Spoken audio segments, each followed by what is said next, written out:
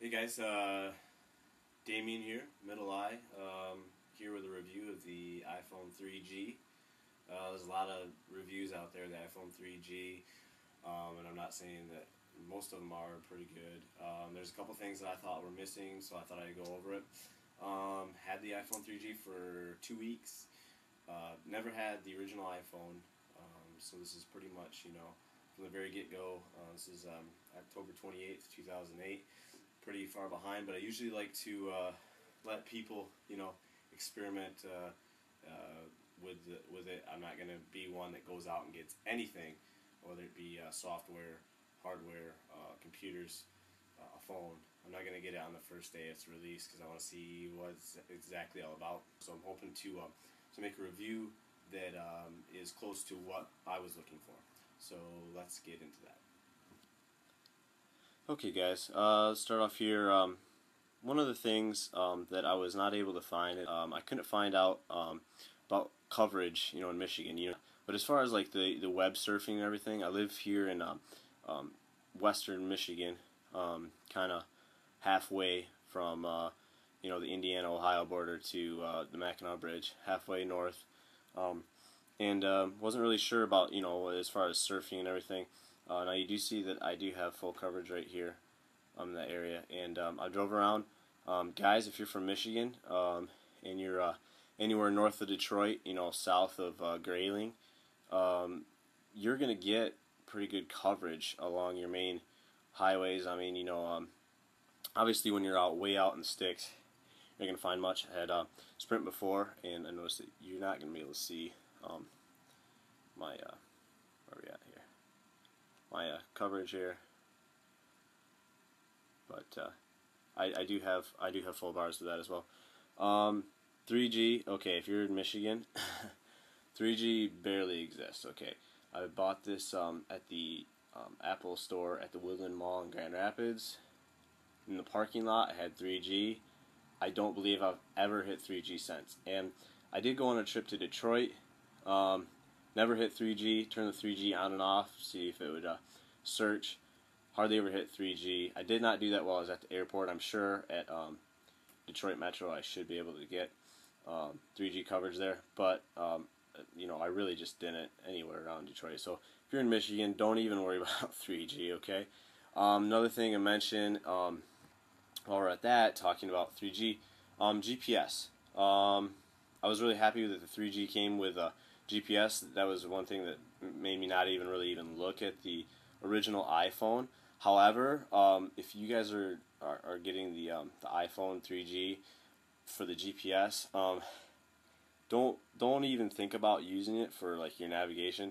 I mean, I use it and it's turn by turn, but really, you have to click when you make your next turn and everything. I'm not really even going to go into that and show you that.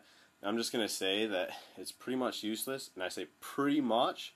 I do have a TomTom. The TomTom works great. It's very intuitive. But I did use the GPS function in Maps. Maps here.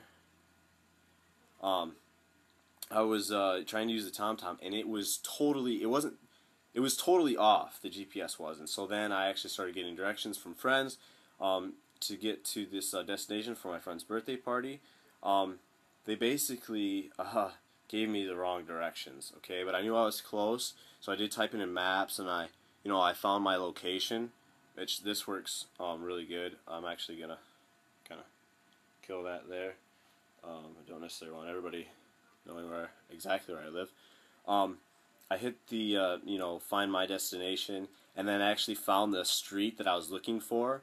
Basically, they told me to turn right, and it was left, and I found that by finding where I was and then just kind of scrolling around. So it can be pretty handy, for something like that. But as far as if you're going to be, trying to actually use this for turn-by-turn directions, don't even worry about it. Telenav on the BlackBerry, much better than this. That's a subscription thing. If you really are looking for a GPS, I recommend a TomTom, possibly a Garmin, but I use a TomTom, so that's all I can say is that that's pretty good. I might even do a review about that later, check back. But back to the iPhone. So the GPS a little bit not too impressed with that. Main reason I got the iPhone. Okay, the thing is, I'm really horrible at checking email and everything. So I really like the mail. You see here. I'm sorry, guys. You know, this quality is not going to be very good. I'm recording this with the iSight on the MacBook Pro.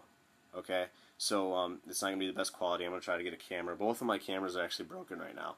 It really sucks. I'm rocking some Sonys, but they both don't work right now. That's really unfortunate. Where we go into mail. This is something that I really wanted the iPhone 4. I'm really horrible at checking my email. Okay, let's click on that. This makes it, it pops right up. Okay. I got, your email accounts are really easy to set up, especially Gmail. I got a Gmail account on there. Bam, I type stuff in. It's easier, guys, than setting up your mail account on your computer. I swear. I just, put in my my username and password. It just kind of like, whatever, just connected with Gmail, verified, and it just typed in the IMAP account. It found the IMAP address and everything, just did that for me. I didn't have to type all that in like you would on in Mail or maybe Outlook Express. I'm not sure. I don't really use Outlook Express, but I do use Mail on the Mac here, and it was easier than setting that up. Okay, it was great on the Edge network. Like I said, guys, not really using 3G at all. The Edge network is real fast. I can find something, pretty fast. I mean, when I say real fast, I'm not talking about, like, as quick as maybe, your Wi-Fi on your computer at home. But if you're trying to find something, this is going to be a lot quicker than calling 411. This is going to be a lot quicker than, stopping at your gas station and trying to go through a telephone book. This is really going to help you out, okay? Anything you gotta Google, use Wikipedia, everything. The App Store is a great thing. I got MySpace, Twitterific. Let's go to Twitterific right now. I may do a review on this app later, but things like this are just going to make your life so much easier. So if you're looking at getting the iPhone 3G, you've been kind of leery about it because you're like me and you want to make sure that everything's like up to snuff before you go purchase something. This is what we're working at today. iCal, okay? I use iCal on my MacBook Pro. Okay, you see there? It's actually Dad's birthday today. iCal is great. If you've used iCal before, you know that. iPhone obviously comes with iCal. What I really like about iCal, when I bought this iPhone like 2 weeks ago, like I said, I was in the Apple store. They had a deal on Mobile Me, and if you know about Mobile Me, it's basically a way to sync devices. It's Apple's product.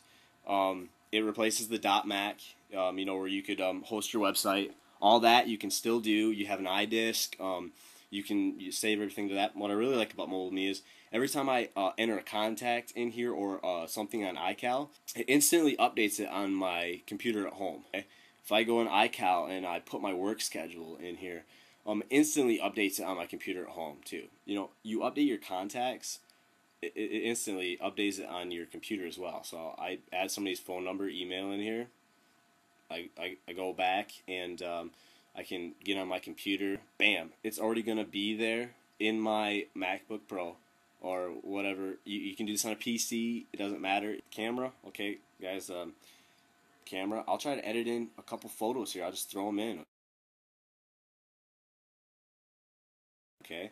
It just wants to use your location. I'm just gonna hit not allow right now.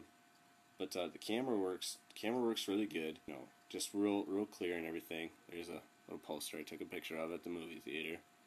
That's pretty fitting, isn't it? You guys see that? That's pretty funny.